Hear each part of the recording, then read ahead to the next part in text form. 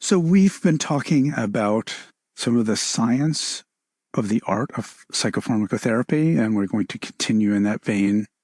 And really, at this point, we're going to focus on where we left off, which is the biogenic theory of illness and how that affects our patients in various ways.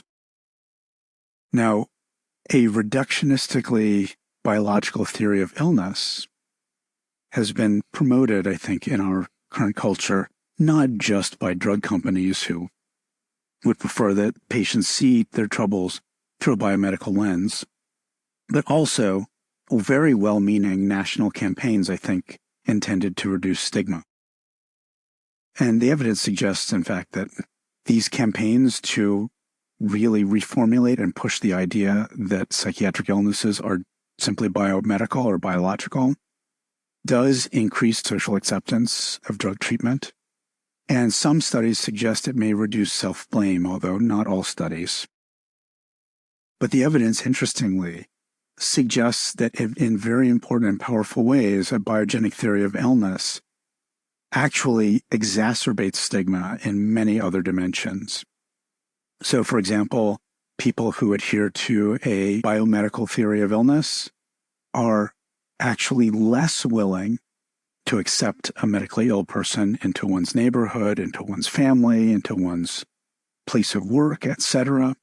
And so holding a biomedical theory of illness increases social distance between the person with that belief and the patient who has a psychiatric illness. Biomedical theories of illness also appear to increase perceived dangerousness and unpredictability of people with psychiatric illnesses. So perhaps it's, you feel like it's biomedical, so somebody has no control over it, and so they have no control over themselves, and so they are likely to act in ways that are more likely to act in the fantasy irrationally because the illness is in control of them and they're not in control of themselves. We also know that holding a biomedical theory of illness decreases physician empathy towards patients across diagnoses, so depression, schizophrenia, substance use. So the more biomedical your theory is, the less likely you are to relate empathically towards your patients. And we know, and we'll talk about in a bit, that the degree of empathy we have for our patients also is a factor that influences treatment outcome. We've been talking on a social level and the effects that that belief has on a cultural level, but biomedical theory of illness also has very specific effects on the individual. So an interesting study done by Kemp, Lickel, and Deacon in 2014 took college students with a history of depression, and they enrolled them in a study to determine if their depression was psychological or biological in nature.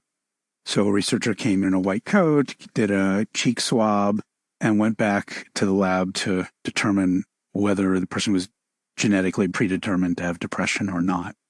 Now, of course, there's no study like this, so this was a sham condition. And then 15 minutes later, the researcher comes back and informs the patient randomly of the nature of their depression after the sham cheek swab test. And so, half the patients were told they had a psychological depression and half were told they had a biomedically determined depression. And first of all, in this study, it turned out that the biogenic theory failed to reduce self-blame. More importantly, it increased prognostic pessimism, which is a factor known to influence treatment outcomes. So the more likely you are to be optimistic about an outcome, the more likely you are to have a good outcome. And the less likely you are, of course, the less likely you are to have a good outcome. And then Kemp, Lickel, and Deacon found this, but a number of other researchers, Deacon and Baird in 2009, Leibowitz-Hahn and Nolan Hogasema in 2013, all found that a biomedical theory tends to decrease the patient's optimism about treatment outcomes. It also worsens mood regulation expectancies. So patients just feel there's less I can do to manage my mood because it's biological. And we know, again, that negative mood regulation expectations also negatively influence treatment outcomes and, generally decreases self-efficacy in managing depression. So, and this connects with what I was saying before in the previous lecture, about how patients with mild to moderate depression have better outcomes when they have a psychosocial theory of illness rather than a biomedical theory.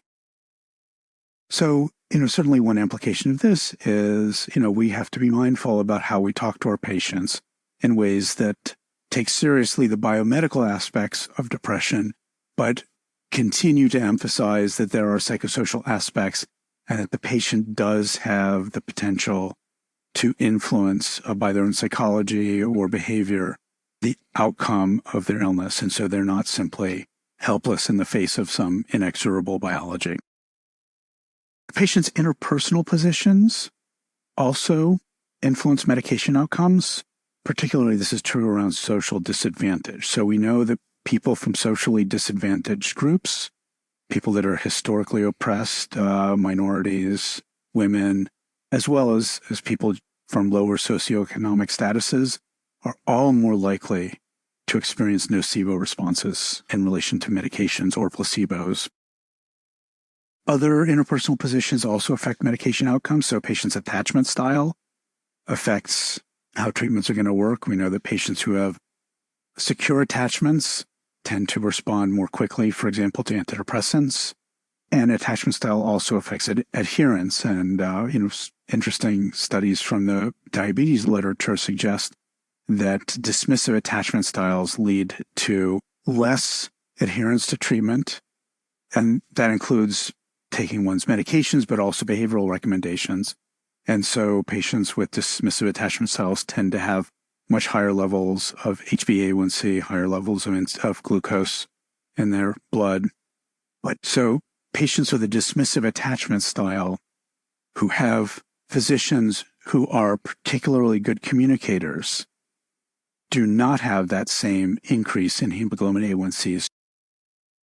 So the implication being, again, as you've done your evaluation of your patient, and if you have determined that they have a dismissive attachment style, which occurs in 17% of the general population and higher likely in a psychiatric population, that is a patient for whom you would think, I have to be particularly mindful about having good communication because you can erase the negative effect of that personality style.